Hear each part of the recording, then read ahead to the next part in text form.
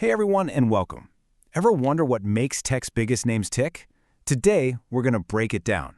We're going to distill all that wisdom from the most influential founders into one powerful story. We'll walk through the 4 key stages of their journey, right from that first spark of an idea all the way to building a vision for the future. So let's just dive right in with this quote from Larry Page, the co-founder of Google. If you're not doing some things that are crazy, then you're doing the wrong things. I mean, wow. That really sets the tone, right? It's the perfect mindset for this journey we're on, reminding us that the best ideas, well, they often look a little bit nuts at the start. All right, so where do these billion-dollar companies even begin? It all starts with what we're calling the spark. And here's the thing. That spark is almost never about wanting to be a CEO or making a ton of money. Nope. It's about finding a real problem, a genuine frustration that just begs for a solution. And what's really cool is that this spark can ignite from 2 totally different places. You've got the huge global-scale problem, like Mark Zuckerberg noticing that the internet had search engines for information, but nothing to connect people. Then you've got the super personal everyday frustration. Jan Koum was just annoyed by how much it cost to text his family overseas. One of those ideas became Facebook, the other became WhatsApp. 2 completely different starting points, but both aimed at solving a real tangible problem. And this quote from Zuck himself just nails it. He says, "Start by wanting to solve a problem for the world, not by wanting to start a company." You see, the goal isn't the company itself, it's the change you want to make. The most incredible companies are always mission-driven. They're built by people who are completely, utterly obsessed with fixing something, whether it's for their friends or for the whole planet. But hey, it doesn't always have to be this massive, world-changing vision right out of the gate. A lot of the most successful startups actually start small. Take Tinder. Sean Rod didn't set out to redefine global relationships on day one. His goal was way simpler. Just make it easier to meet people. Make it a little less awkward. Take away some of that fear of rejection. It was a simple, focused idea that tackled a very, very human problem. Okay, so you've got your spark, you've found your problem. Now for the hard part, the build. This is where the magic and a lot of the sweat happens. It's about turning that idea into a product that people don't just like or use, but become completely obsessed with. And believe me, the tech titans have a pretty clear playbook on how to get that done. So what is this builder's code? Well, it's pretty straightforward. Both Zuckerberg and Jan Koum basically lived by these rules. First, products before marketing. Forget the flashy ads at the start. Just obsess over making the thing work beautifully. I mean, WhatsApp's whole mantra was no ads, no games, no gimmicks. Just pure, simple communication. They poured every dollar they had into hiring the absolute best engineers, because they knew that's who builds products people truly love.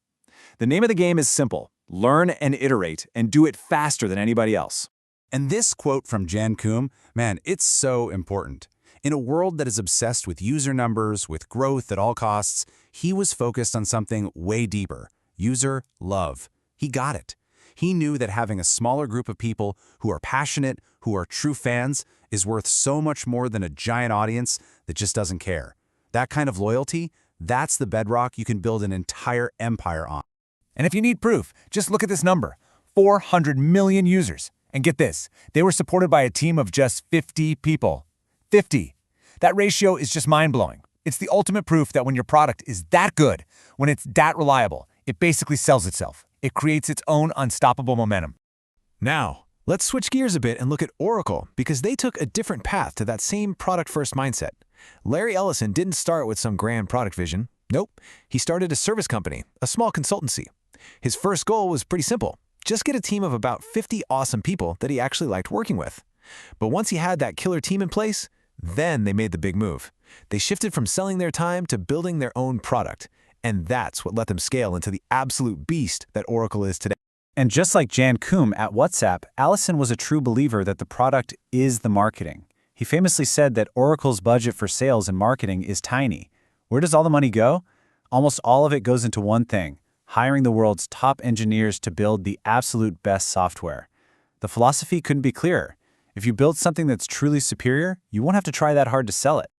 Okay, but let's be real. The road from a great product to a legendary company is never, ever a straight line. It's messy. Every single founder, no exceptions, hits a crisis point, a storm. These are those gut-wrenching moments where everything could fall apart, and it's where real leaders are truly made. And let me tell you about one of the most famous crisis moments in tech history. The year is 2006. Facebook is huge on college campuses. It's hit 10 million users. Then, Yahoo rolls in with an offer that sounds like a dream, $1 billion. And what does Zuckerberg do? He says no. And in response, his entire senior team threatens to walk out the door. They were convinced he was making the biggest mistake of his life. But here's what's so revealing. For Zuck, the tough part wasn't saying no to the money. He said the hardest part was having his own team, the people he trusted, lose faith in the vision. Think about it. They saw a payday. He saw a connected planet. He knew they were just getting started, and suddenly, he was basically all alone in that belief. It was a true crisis of faith. So what's the takeaway here? Getting through these storms comes down to one thing more than anything else: resilience. You hear it from people like Howard Schultz, Michael Bloomberg, all of them. It's not about never failing. It's about how you react to failure. You have to see it as just data. It's a lesson. It's another step on the ladder you're climbing. And this crisis, it doesn't always look like a billion-dollar offer. Sometimes it's way more personal. I mean, can you imagine pouring your heart and soul into building a company only to get fired from it? That's exactly what happened to Sean Rad at Tinder. But instead of being crushed, he later called it one of the best things that ever happened to him. Why? Because it taught him humility. It forced him to grow, and it made him a much better leader when he finally made his comeback. All right, so you've found the spark. You've survived the build. You've navigated the storm. What's next?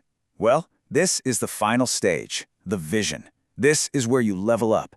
It's not just about running a successful company anymore. It's about actually shaping the future, about building a legacy that lasts. You know, when you listen to guys like Mark Zuckerberg or Michael Dell talk these days, they're not just talking about Facebook or Dell computers. Their heads are in the next decade. They're focused on the big stuff, the foundational technologies that are going to define our future. AI, the metaverse, the cloud infrastructure that underpins everything, 5G. They are playing the long, long game. And it's fascinating to see how they keep that ambition burning. You've got two different philosophies here. On one side, you have Larry Ellison's method, just keep moving the goalposts. The second you get close to a goal, you set a new one that's even further away. And on the other side, you've got Larry Page's take. Aim for something that seems downright impossible. His logic? Because even if you fail to reach an impossible goal, you're probably going to end up achieving something pretty amazing along the way.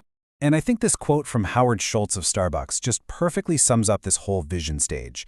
I believe the best way to predict the future is to create it yourself. That's it, right there. True visionaries don't sit back and wait to see what happens. They have a powerful belief about how the world ought to be, and then they throw everything they've got into making that future happen.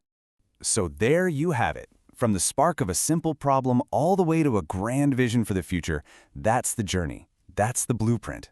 The ideas these founders lived by literally built the world we're all living in today.